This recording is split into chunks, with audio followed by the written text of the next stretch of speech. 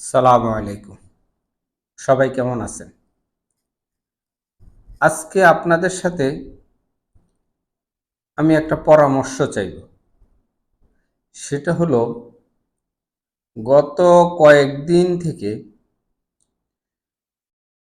খুব পরিচিত এবং সুনামধন্য উনার টক শোগুলা আমি সবসময় দেখি।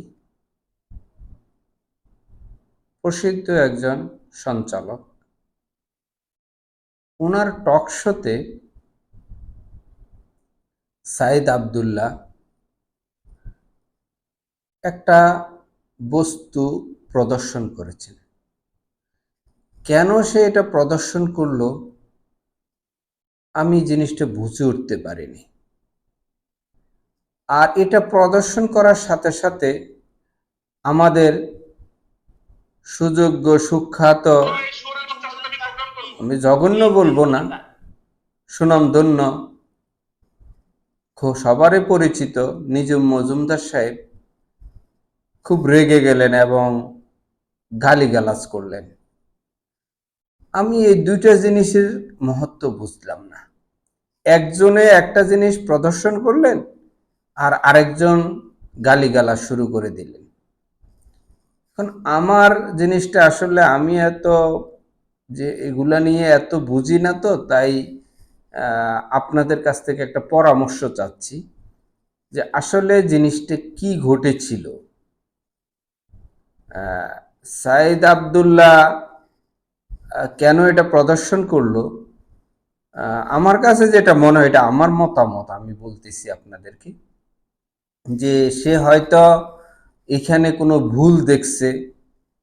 আর নিজুম মজুমদার সাহেব যেহেতু একজন অ্যাডভোকেট মানুষ, তো উনার কাছ থেকে হয়তো আইনি কোনো পরামর্শ চাইতে গেছে, বা নিজুম মজুমদার সাহেব এটা সম্পর্কে খুব ভালো জানেন হয়তো, যেহেতু উনি এটার নিশ্চয়ই এটা দেখছেন এবং এটা উনি নিশ্চয় ব্যবহারও করেন।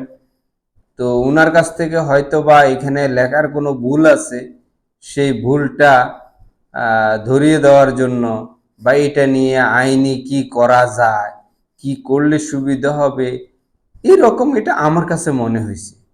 এখন এটার পরিপ্রেক্ষিতে নিজুম মজুমদার সাহেব যেভাবে রাগারাগি করলেন, গালিগালাজ করলেন, আমি ওইখানে যে হতবাক হয়ে গেলাম যে ব্যাপারটা কি ঘটলো।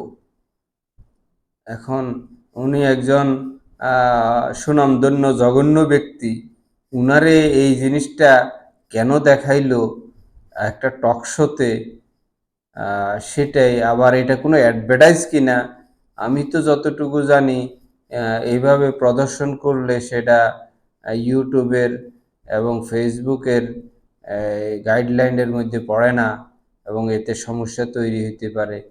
তো এখন সাইদ আবদুল্লাহ একটা জিনিস দেখাইছে, আবার আপনারাও আবার দেখানো শুরু করেন না।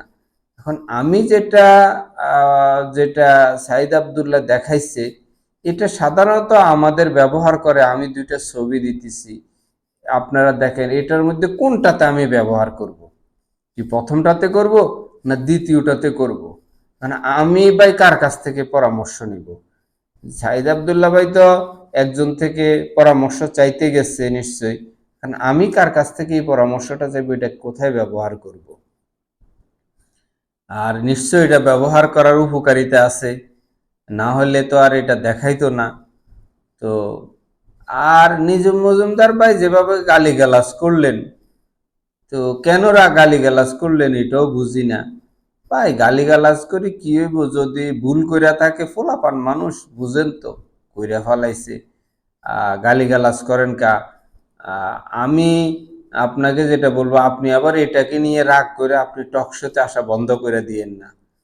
কারণ ভাই আপনার কথা ভালো লাগে শুনি আমরা, যদিও আপনি মহামান্য একজন জঘন্য ব্যক্তি, আপনার কথা শুনতে ভালোই লাগে। যাই বলেন না কেন, এটা বিনোদনের জন্য ঠিক আছে, আমরা বিনোদন পাই আপনার কথা শুনে। তো আপনি টকশোতে ছেড়ে দিয়েন না। ওই আরেকজনে দেখলাম এক ভাইয়ে বলল যে উনি আবার এটাকে কেন্দ্র করে যদি উনি কোনো মানে এমন কিছু ঘটে যায় যে উনাকে আমরা হারাই ফেলি। না ভাই, নিজুম মজুমদার ভাই শক্ত আছে এসব ব্যাপারে। নিজুম মজুমদার ভাই বুঝেন, উনি হারাই যাবেন না ভাই। আপনি হারাই যাইয়েন না আমাদের মাঝ থেকে। কারণ আহ, আপনারা তো অনেক কথাই বলেন, শুনি তো আমরা। কেউ বলেন আমি হারাই না, আমি পালাই না, ওমা আবার দেই নাই। এখন বুঝি না ভাই, আমরা আমরা তো মূর্খ টুর্খ মানুষ। এখন আপনাদের এইসব কথা, আমরা এইসব কথার মহত্ব আমরা বুঝতে পারি না। কারণ হারাই না, হারাই যাই না, পলাই যাই না, আবার দেই লুকাই গেছে গা, কোথায় চলে গেছে। তো যাক, যেটা হলো আপনাকে আমার বলা, আপনি হারাই যাইয়েন না আমাদের মাঝ থেকে।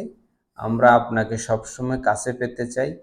আর সবার কাছে আমার অনুরোধ থাকবে, আপনারা কেউ একজনে একটা দেখাইছে, এই উপলক্ষে এখন আপনারা আবার এক একজনে এক একটা দেখানো শুরু করেন না, তাহলে আবার আমরা হারাই ফেলবো। আহ, সাইদ আবদুল্লাহ ভাই যেই কারণেই দেখাক না কেন, সেটা উনি ভালো জানেন। নিশ্চয়ই এটার অবশ্য কোনো একটা অর্থ আছে। আহ, তো যাক, আপনারা ভালো থাকবেন। আর আপনাদের যদি এটার ব্যাখ্যা বিশ্লেষণ কেউ জানা থাকে, আমার একটু জানাইয়েন। আমি ভাই জানি না বলে আপনাদের কাছ থেকে জানতে চাইছি, এটাই আমার মূল উদ্দেশ্য। আপনারা ভালো থাকবেন, সবাই ভালো থাকবেন। আসসালামু আলাইকুম।